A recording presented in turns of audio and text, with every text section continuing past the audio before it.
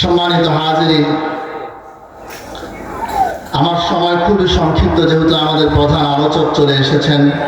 কিছুক্ষণের মধ্যেই তিনি স্টেজে আসবেন ইনশাআল্লাহ। উনি আসার আগ পর্যন্ত আমি অল্প সময়, যতটুকু সময় পাই এর মধ্যেই কিছু আলোচনা রাখবো ইনশাআল্লাহ।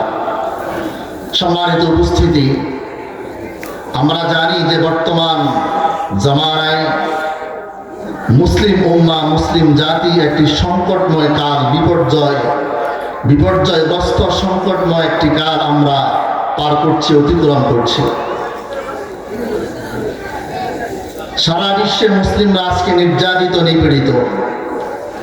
বিশেষ করে যে সকল দেশে মুসলমানরা সংখ্যালঘু, সেই সংখ্যালঘু দেশে মুসলমানদের উপরে শুধু অত্যাচার, নির্যাতন চলছে বললেই হবে না, বরং মুসলমানদেরকে নির্বিচারে হত্যা করা হচ্ছে। কথা বলুন ঠিক কিনা?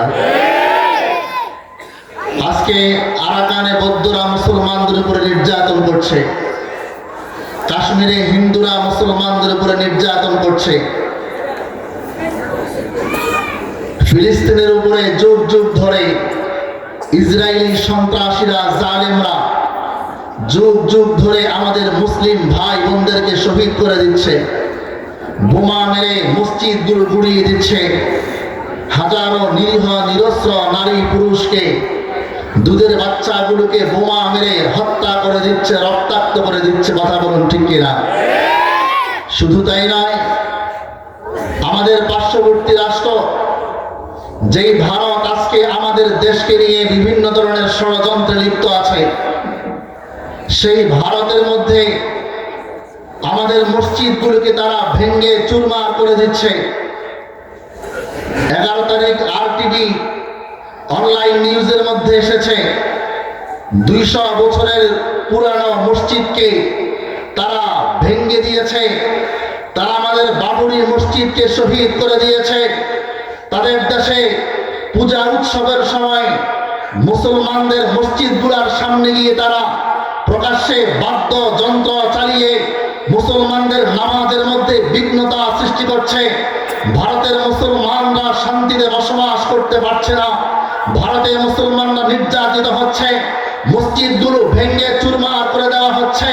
আরাকানের মুসলমানদের উপরে নির্যাতন চলছে, কাশ্মীরের মুসলমানদের উপরে নির্যাতন চলছে, ফিলিস্তিনের মুসলমানদের উপরে নির্যাতন চলছে।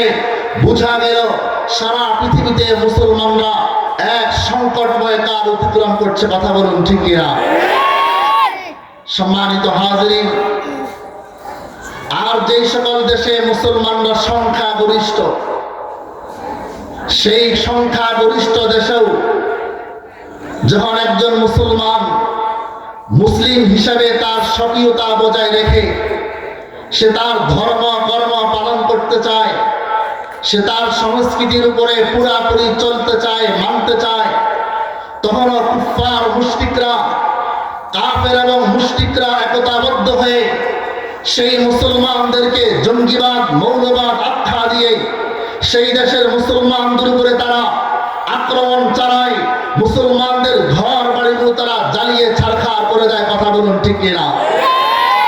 সম্মানিত হাজিরিন, তাহলে বোঝা গেল সারা পৃথিবীতে মুসলমানরা বর্তমানে নির্যাতিত, নিপীড়িত।